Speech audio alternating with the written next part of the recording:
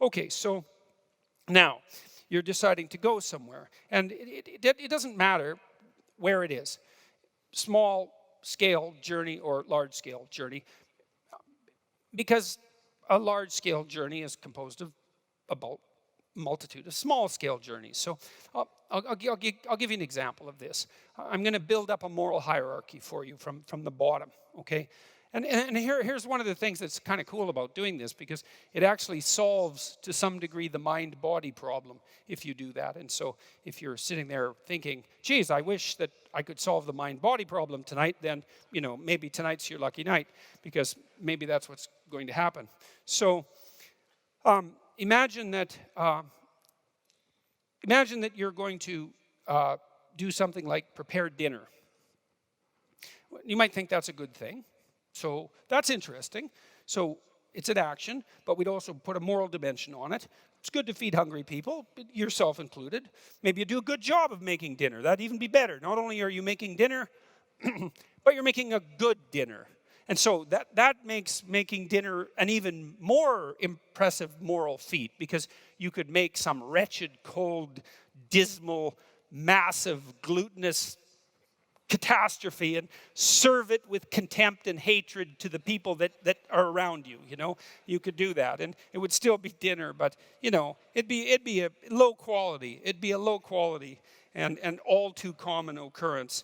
But let's say that you do it right. It's like you're going to put some effort into it. It's going to be delicious.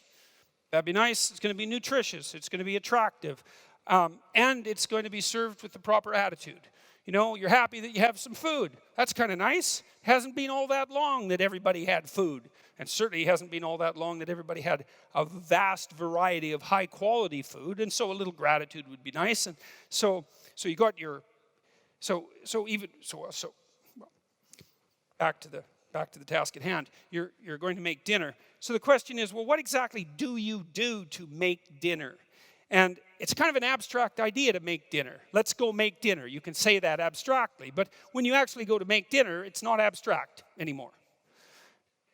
You go into the kitchen and you open the refrigerator, and that's not abstract, right? That's not mental, it's physical. You're interacting with the world. You grab the door handle on the refrigerator and you open it. And you don't really know how you do that. I know you know how to close your hand and move your arm, but you don't know how to close your hand and open the door. Your mind, that's where your mind runs out. It knows how to operate your voluntary musculature, but it doesn't know how. So your mind grounds out in your body. And I'm going to make the case that morality does that as well. And it's part of this idea that the world is an action-oriented place. You open the fridge, you think, hey, carrots. We're going to need some carrots. So you take the bag of carrots out of the fridge and you put them on the counter and you peel the carrots. And again, same thing. Bit of expert behavior there, because you've peeled carrots before. And it's a bit deterministic because you've learned how to do it habitually. And so you peel the carrots and you take out the parts that aren't so edible, if you have any sense.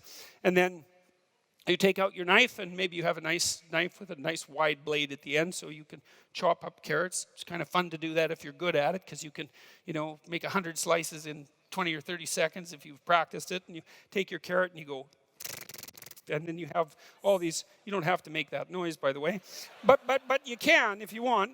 And then if you're good at it, then all the carrots are pretty much the same thickness, and that's kind of cool.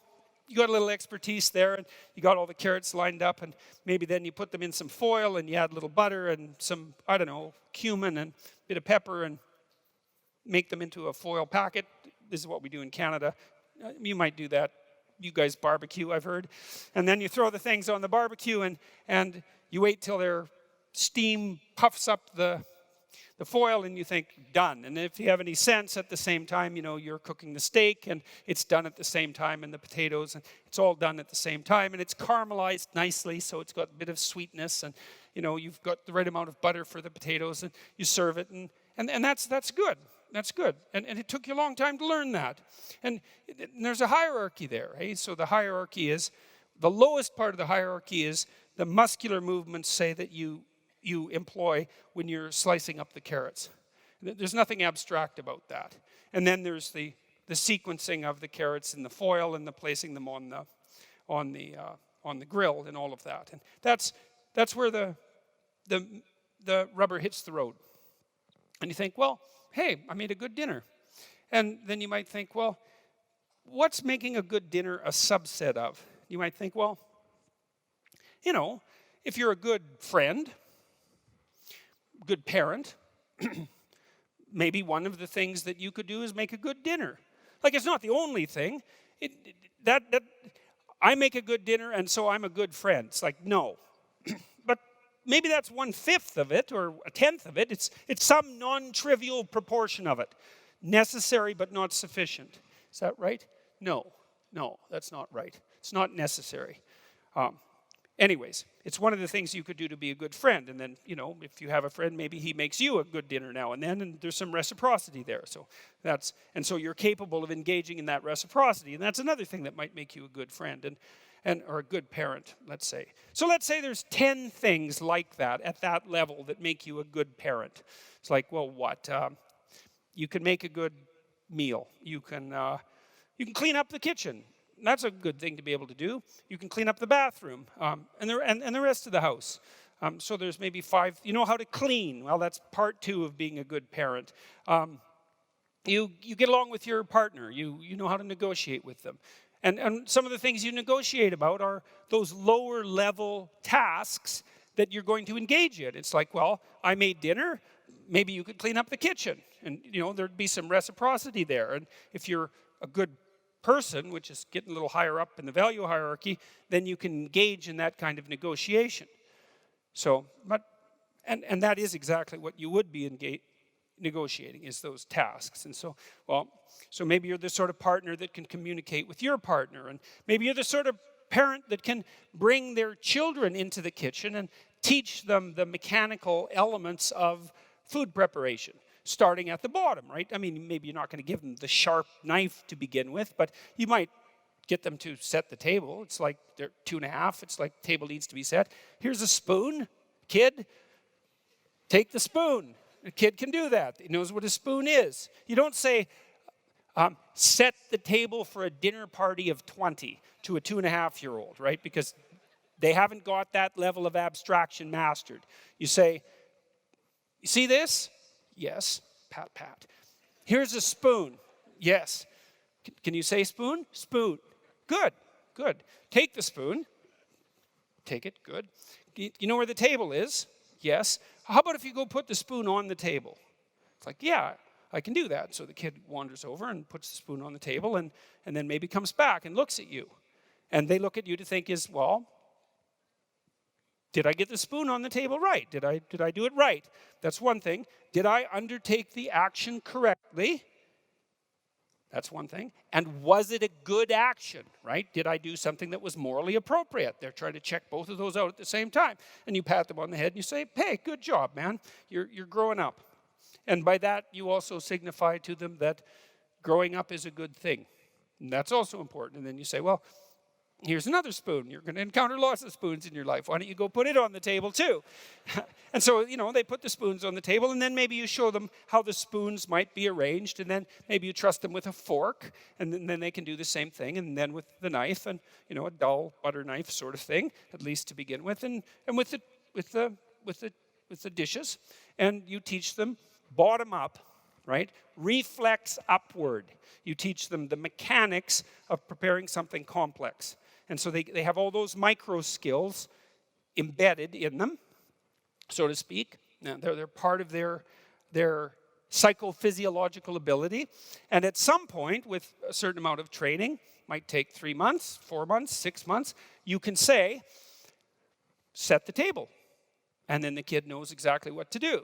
But they don't know what to do until they have all those micro routines mastered. And so that's kind of cool, because what it indicates is that the command, the macro command, set the table, is only something that has a meaning when the micro processes that are motoric have already been mastered.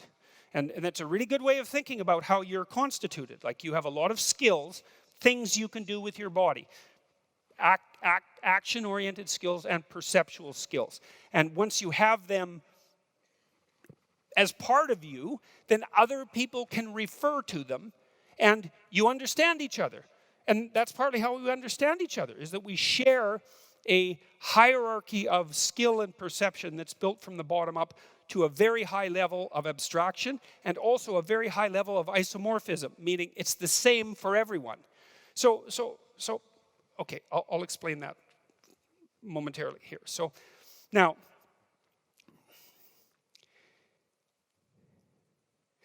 we already established that you have to do things. And I'm going to elaborate on that claim a little bit. So you have to do things. And you have emotional systems that help you decide whether you're on the right path. Because if you have to do things, you're on a path. And if you're going somewhere, you better be on the right path. And so then you need something to tell you whether or not you're on the right path. And that's what your emotions do. Your positive emotion and your negative emotion. They're orienting systems that tell you whether you're on the right path. And the path is defined by the goal. So you need a goal. So that's the first thing to think about. It's really, really, really, really important to think about this.